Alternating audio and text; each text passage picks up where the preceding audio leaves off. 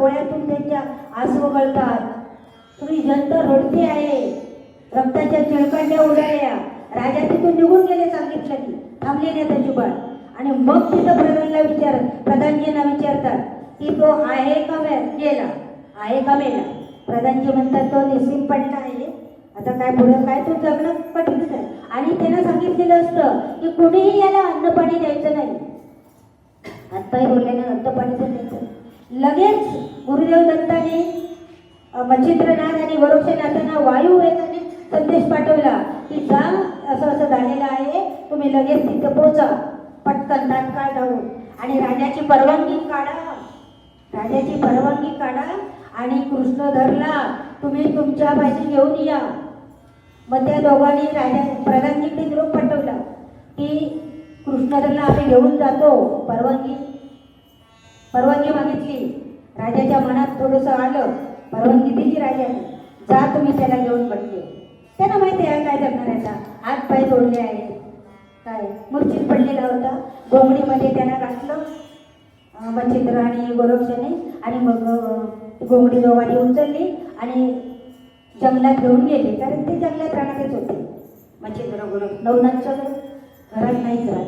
मग जंगलात घेऊन गेले आणि मग काय म्हणाले की इथं आम्ही जंगलात, जवळच्या जंगलात गेलं, संजीवनी शिंपडून त्याला शुद्धीवर आणलं. मच्छिंद्रनाथांनी शुद्धीवर आणलं आणि गोरक्षाला काय म्हटले, मी इथं थांबतो, तू याला अशी जागा गुप्त शोध की तिथं कुणीच येणार नाही, गुप्त जागा शोधून काढ. मग ते शोधायला गेला, गोरक्षनाथ शोधायला गेले गुप्त जागा. मग अशी गुप्त जागा एक गुहा सापडली त्यांना, गुहा छानपैकी, की या गुहेत कुणी येणार नाही आणि गुहा चांगली आहे, सध्या या गुहेत कुणी नाही आहे. असं बघितलं गोरक्षनाथांनी आणि मच्छिंद्रनाथाकडे आले आणि म्हणाले गुप्त जागा मी शोधलेली आहे, आपण या आता त्याला चौरंगी म्हणायला लागले. आता कृष्णधर नाही, चारी हातपाय तोडल्यानंतर चौरंगी झाला तो. चौरंगीला तिथं घेऊन जाऊया. मग त्या गुहेत चौरंगीला घेऊन गेले आणि गुहेत घेऊन झाल्यानंतर त्या गुहेमध्ये दोघांनी पण आपल्या प्रार्थना केली, अलख निरंजन, अलख निरंजन, आदेश, असे त्यांचे ते शब्द असतात गोरक्षनाथांचे. त्याप्रमाणे त्यांनी केलं. एक मोठा दिव्य ग्रंथ आला, मोठा दिव्य ग्रंथ मागून घेतला त्या चौरंगीसाठी. आणि त्या दिव्य ग्रंथाच्या प्रत्येक पानावर एक एक मंत्र होता. त्याला असं खांबाला टेकून बसवलं चौरंगीला आणि समोर दिव्य ग्रंथ ठेवला. दिव्य ग्रंथाचं एक पान, एक मंत्र 1,00,000 वेळा म्हणायचं, 1,00,000 वेळा म्हणायचं. 1,00,000 वेळा म्हणून झालं की आपोआप पुढचं पान परतणार, आपोआप पुढचं पान परतणार. असं ते ग्रंथच होता मोठा. आणि अन्न पाण्याची व्यवस्था अन्नपूर्णा देवी यांनी केली. अन्नपूर्णा देवी याच्या अन्न आणि पाणी दोन्ही त्याला चारायच्या आणि त्या निघून जायच्या. म्हणजे असा नित्यक्रम सुरू झाला त्यांचा. व्यवस्थित हे सगळी घडी बसवली गोरक्षनाथ आणि मच्छिंद्रनाथ यांनी ही घडी बसवली याची आणि ते गेले भ्रमंतीला निघून. कारण ते एका जागी जास्त थांबतच नाहीत ना, त्यामुळे ते निघून गेले. असं प्रत्येक त्या दिव्य ग्रंथाचं पान 1,00,000 मंत्र होऊन होऊन होऊन होऊन होऊन होऊन 12 वर्ष होत आली. 12 वर्षाचा काळ आला. एक तपाचा काळ होत संपत आला. एक तपाचा काळ संपत आल्यानंतर त्या गुहेमध्ये शिवशंकर येतात. शिवशंकर येतात आणि दर्शन देतात याला चौरंगीला. चौरंगी तिथूनच आपल्या आवडीत हल्ल्यासारखं करतो, हात नाही पाय नाही, नमस्कार कसा करणार, दर्शन देतात, निघून जातात. त्यानंतर परत गुरुदेव दत्त सांगतात की त्याचा तो ग्रंथ संपत आलेला आहे आणि 12 वर्ष पण पूर्ण झालेली आहे. आता तुम्ही वेळ काढू नका, लवकर तुम्ही चौघे जण म्हणजे मच्छिंद्रनाथ, गोरक्षनाथ, त्यानंतर जालिंदरनाथ आणि कानिफनाथ हे 4 नाथांना सांगतात तुम्ही चौघे जण लवकर त्या गुहेत जाऊन पोचा आणि पुढचे जे काही करायचं ते सगळं तुम्ही पार पाडा. हे मच्छिंद्रनाथांना माहिती असतं. मग मच्छिंद्रनाथ त्या गुहेमध्ये आले. मच्छिंद्रनाथ गुहेमध्ये आल्यानंतर हा म्हणजे शुद्धीत नव्हताच. तो आपल्या डोळे मिटूनच त्याचं चाललेलं होतं. कोण आलं कोण गेलं काही पत्ता नाही, हात नाही पाय नाही, पोटाला काय दिलं तर खायचं, नाही दिलं तर नाही, या पद्धती पण देणं चालू होतं. असं उपाशी नाही कोणी ठेवलं. तर असं केलं. हे चौघेजण नाथ गुरुदेव दत्ताने आदेश पाठवल्यानंतर चौघेही नाथ त्यांच्याकडे येतात. त्यांच्याकडे आल्यानंतर पहिल्यांदाच म्हणतात अलख निरंजन. डोळे जरा उघडले चौरंगीने. परत म्हणतात अलख निरंजन. पूर्ण डोळे उघडले. मग म्हणतात की चौरंगी तू अगदी एकनिष्ठेने तुला दिव्य दिलेला ग्रंथ पूर्ण अगदी केलेला आहे. तुला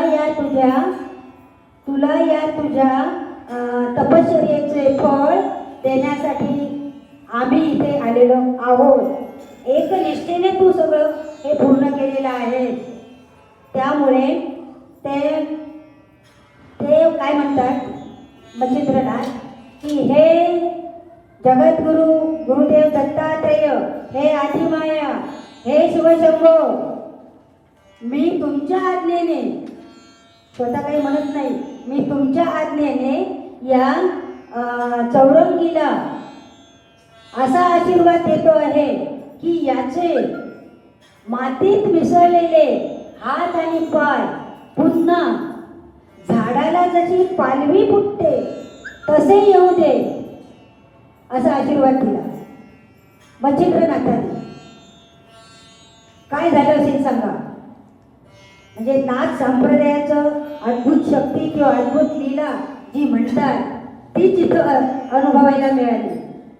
तसेच त्याचे दोन्ही हात पुढे आले, दोन्ही पाय पुढे आले. हात आणि पाय असलेला चौरंगी तिथे झाला. पटकन चौरंगीनाथ जागेवर उठला. मच्छिंद्रनाथांना साष्टांग नमस्कार केला. त्या गोरक्षनाथाला साष्टांग नमस्कार केला. जालिंदरनाथांना साष्टांग नमस्कार केला. कानिफनाथांना साष्टांग नमस्कार केला. सगळ्यांना आणि बघतोय आपल्या हाताकडे पायाकडे.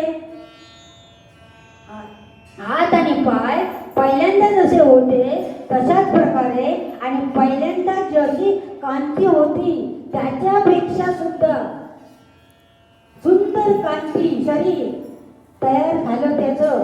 आणि मग म्हटले ते की चौरंगी तू चौरंगी नाथ झालेला आहे. तुला आम्ही या अंधाऱ्या गुहेतून प्रकाशाकडे सूर्योदय पाहण्यासाठी बाहेर नेणार आहोत. तुला हे नाथ संप्रदायाचे कार्य करायचे आहे. आणि त्यांना नाथ संप्रदायाची दीक्षा दिली. त्यांचे ते कपडे नाथ संप्रदायाचे बघितलं असतात कसे असतात ते, त्याप्रमाणे जोडी ते कपडे त्रिशूळ ते सगळं दिलं. आणि तुला आता नाथ संप्रदायाचं कार्य करायचं आहे, त्याला घरी जायचं नाही. मग शेवटी एक गंमत म्हणून तुम्ही सुद्धा विचार करायला हवा की मच्छिंद्रनाथाने त्या चौरंगीला प्रश्न विचारला. बघा काय प्रश्न विचारला, सुंदर प्रश्न विचारला.